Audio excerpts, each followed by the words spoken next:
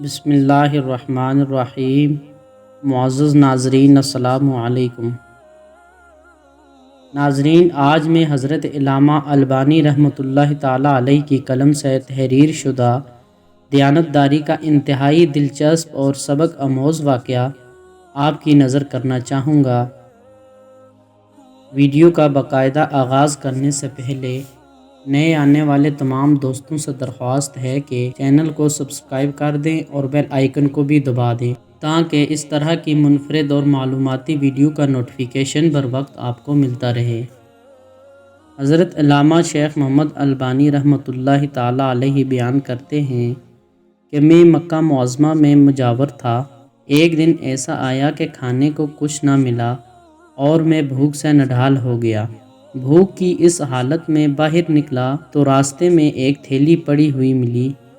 اس کے پاس آ کر اٹھایا اور دیکھا یہ ایک ریشمی تھیلی تھی اور ایک ریشم کی ڈوری سے بندھی ہوئی تھی۔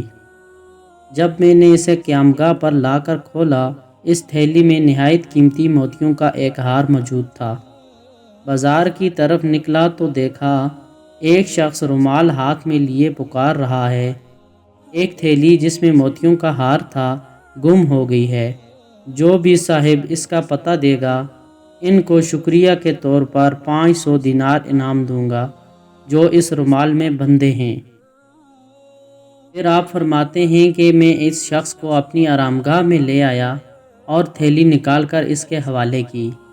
وہ شخص بڑا ممنون ہوا اور حسب وعدہ 500 دینار مجھے پیش کرنے لگا، لیکن میں نے اسے معذرت کی اور کہا کہ میں نے یہ کام صرف رضائے الہی کے لیے ہی کیا ہے، اجرت لے کر میں اسے ضائع نہیں کرنا چاہتا۔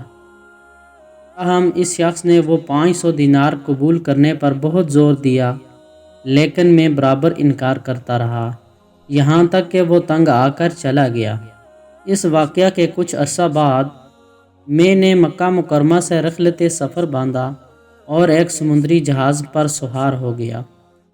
بدقسمتی سے راستے میں طوفان آ گیا اور جہاز ایک چٹان سے ٹکرا کر تباہ ہو گیا۔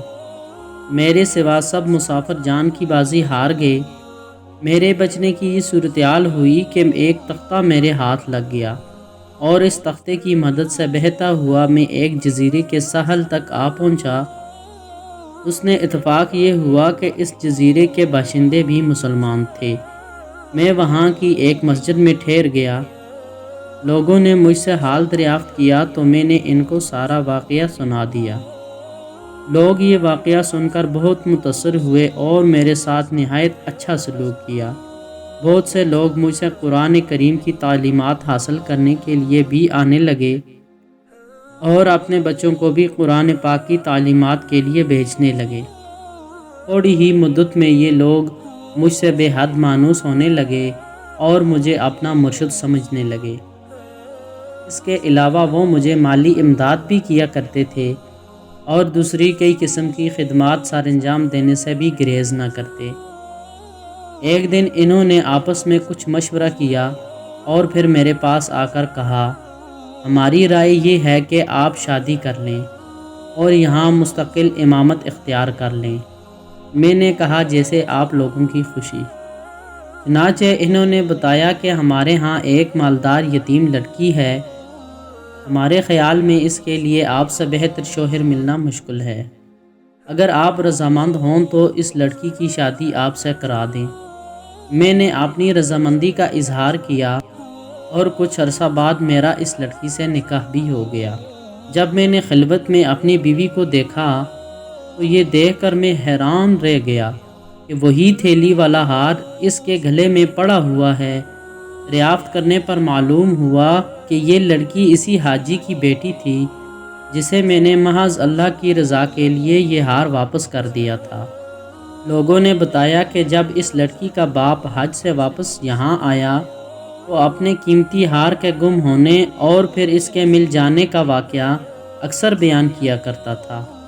کہا کرتا تھا کہ جس شخص نے مجھے یہ ہار واپس کیا ہے، ایسا بے نفس آدمی میں نے اپنی زندگی میں آج تک نہیں دیکھا۔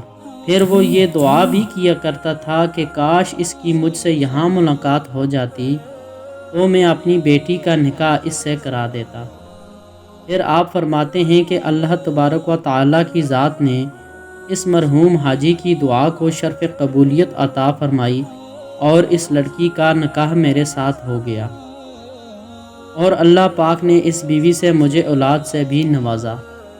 ناظرین، اس واقعہ سے ہمیں یہ سبق ملتا ہے کہ نیکی کا بدلہ ہمیشہ اچھائی سے ہی ملتا ہے اور برائی کا بدلہ ہمیشہ برائی سے ہی ملتا ہے، جیسا کہ اس واقعہ میں دیانت کا بدلہ کیسا عظیم ملا۔ اللہ تعالیٰ نے دنیا میں ہی دکھا دیا کہ جو امانت دار ہوگا اللہ تعالیٰ غیب سے اس کی ضرور مدد فرمائیں گے۔